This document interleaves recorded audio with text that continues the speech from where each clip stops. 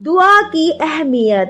فرمانے الہی، اور تمہارے رب نے فرمایا مجھ سے دعا مانگا کرو، میں تمہاری دعا قبول کروں گا۔ رسول اللہ صلی اللہ علیہ وآلہ وسلم کا ارشاد گرامی ہے کہ دعا ہی عبادت ہے۔ جو اللہ سے نہیں مانگتا اللہ اس سے ناخوش ہوتا ہے۔ تمہارا رب بڑا ہی حیا و کرم والا ہے۔ جب کوئی بندہ دونوں ہاتھ اٹھا کر دعا کرتا ہے اور مانگتا ہے تو اس کو خالی ہاتھ واپس کرتے ہوئے شرم آتی ہے۔ جو اللہ سے سوال کرتا ہے تو اس کو اللہ ان 3 چیزوں میں سے ایک ضرور دیتا ہے۔